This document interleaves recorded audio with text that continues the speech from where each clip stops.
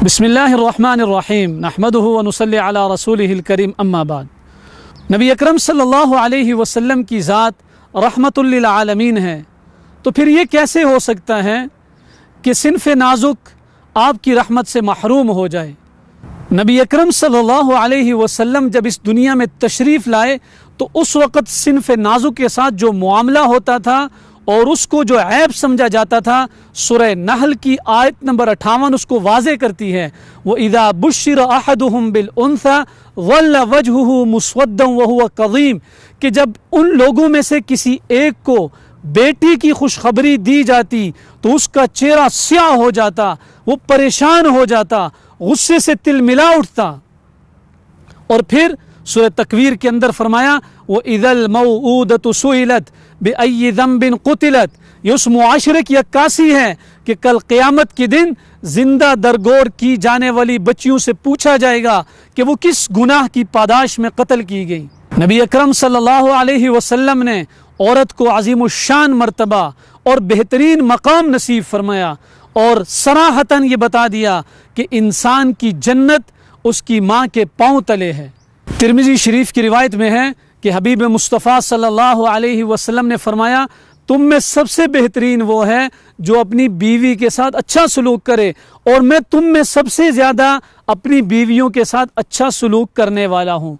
और हुजूर सल्लल्लाहु अलैहि वसल्लम ने हमारे आम मुआशरे और माहौल से हटकर अपने घर के अंदर इंतहाई खूबसूरत और दोस्ताना माहौल रखा हुआ था।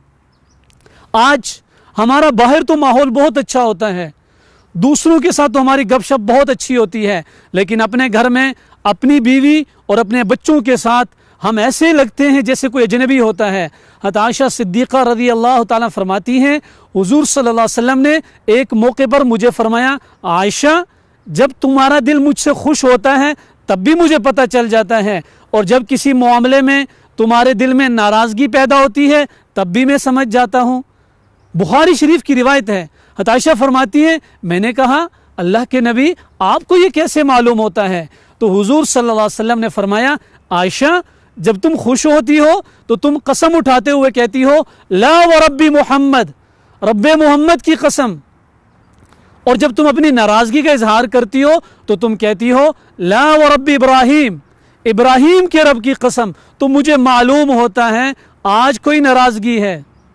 इसी तरह हज़रत आयशा सिद्दीक़ा रज़ी अल्लाह ताला फरमाती हैं, अबू दाऊद शरीफ की रिवायत है, जब मेरी नई नई शादी हुई तो मेरा जिस्म दुबला पतला था, तो मैंने और हुजूर सल्लल्लाहु अलैहि वसल्लम ने आपस में दौड़ का मुकाबला किया, मैं आगे निकल गई।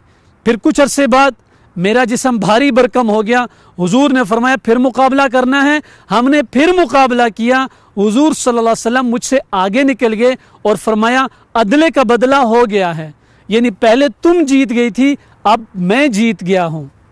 अब देखें हमारा माहौल कैसा होता है, हम तो इसको ऐब और आर समझते हैं। इस्लाम ने औरत को घर की मलका बनाया और हमने उसको शमाए महफिल बना दिया, जिसकी वजह से घर में तो औरत को रोटी पकाते हुए बर्तन धोते हुए तकलीफ होती है, लेकिन यही औरत जहाज के अंदर, ट्रेन के अंदर, होटल के अंदर दूसरों की खिदमत करते हुए हमें बड़ी अच्छी, भली और आज़ाद मालूम होती है। ये हुजूर सल्लल्लाहु अलैहि वसल्लम की तालीमात के मुनाफी है। देखिए एक तरफ वो माहौल कि बच्चियों को जिंदा दरगोर किया जा रहा है, दूसरी तरफ तिरमिज़ी शरीफ में हज़रत अनस रज़ी अल्लाह तआला अन्हु से ये रिवायत भी मिलती है कि हुजूर सल्लल्लाहु अलैहि वसल्लम ने फरमाया कि जो शख्स दो बेटियों की कफ़ालत करे, उनकी तालीम और तरबियत का बंदोबस्त करे और उनको अच्छे तरीके से परवान चढ़ाए, मैं और वो यूं जन्नत में इकट्ठे दाखिल होंगे। और हुजूर सल्लल्लाहु अलैहि वसल्लम ने उंगलियों का इशारा करके भी वाज़े किया।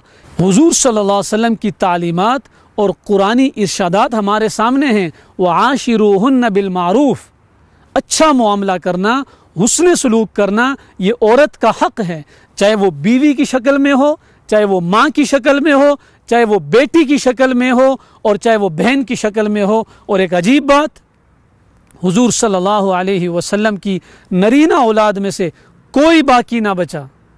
آپ کی جو نسل آگے چلی ہے وہ آپ کی بیٹیوں کے واسطے سے ہی چلی ہے۔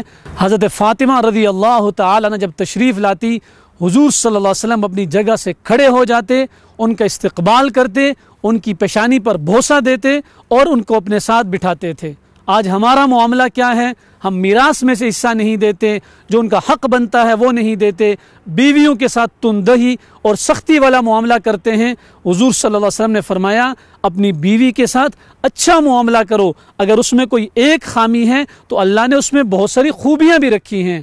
اللہ رب العزت تعلیمات نبویہ کی روشنی میں ہمیں اپنی زندگی گزارنے کی توفیق عطا فرمائے۔ وآخر دعوانا ان الحمد للہ رب العالمین۔